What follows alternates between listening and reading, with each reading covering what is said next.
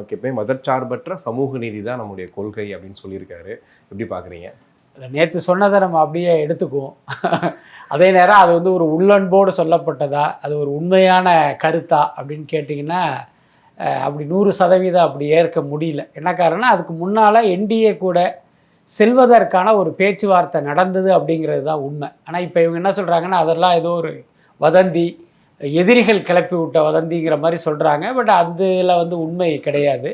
ஏதோ ஒரு காரணத்தினால், அந்த ஏதோ ஒரு காரணமாக நான் நினைப்பது திமுகவை எப்படியாவது வீழ்த்தணும் அப்படிங்கிற அடிப்படையில் வந்து அவங்க என்டிஏவோட ஒரு அழைப்பு வரும்போது அதை வந்து அவங்க கன்சிடர் பண்ணாங்க. அதில் எந்த மாற்றமும் இல்லை. ஏதோ ஒரு இடத்துல அந்த பேச்சுவார்த்தை வந்து அப்படி ஸ்டாப் ஆகிடுச்சு. அந்த ஏதோ ஒரு இடம் என்பதுங்கிறது நான் என்ன புரிஞ்சுக்கிட்டேன் அப்படின்னா, இவர் வந்து முதல்வர் பதவியை கேட்டிருப்பார். ஏன்னா விஜயை பொறுத்த வரைக்கும் ஒரு 250 கோடி ரூபா சம்பளம் வாங்குகிற ஒரு நடிகர் சினிமாவை தூக்கி போட்டுட்டு வந்தது எடப்பாடியை முதலமைச்சர் நாற்காலியில் உட்கார வச்சு அழகு பார்க்கறதுக்கு இல்லை, தானே உட்கார்றதுக்கு தான். அப்போ கூட்டணின்னு வரும்போது பார்த்திங்கன்னா முதல்ல அதுதான் இவங்க நிபந்தனையாக வச்சுருப்பாங்க. அதுக்கு வந்து அதிமுக தரப்பில் வந்து உடன்பட்டிருக்க மாட்டாங்க. ஸோ அந்த மாதிரி ஏதோ ஒரு காரணத்தினால் அந்த பேச்சுவார்த்தை தடைப்பட்டு இன்றைக்கி தனித்து நிற்பது அப்படிங்கிற அந்த முடிவுக்கு வந்திருக்காங்க. பட் தனித்து நிற்கிற முடிவை தாவேக்கா எடுத்ததற்காக நம்ம சந்தோஷப்படலாம். பட் அதே நேரம் நம்முடைய கேள்வி என்னென்னா, நீங்கள் கட்சி தொடங்கும் போதே பிளவுவாத சக்திகளுக்கு எதிராக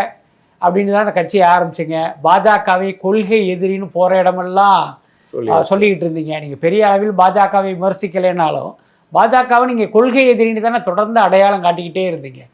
அந்த கொள்கை எதிரியோடு கூட்டணி பேசுகிற அளவுக்கு நீங்கள் இறங்கி வந்தது தான் இப்போ நமக்கு வந்து உங்கள் மீதான நம்பகத்தன்மையை குறைத்து விட்டதாக நான் நினைக்கிறேன். ஓகே.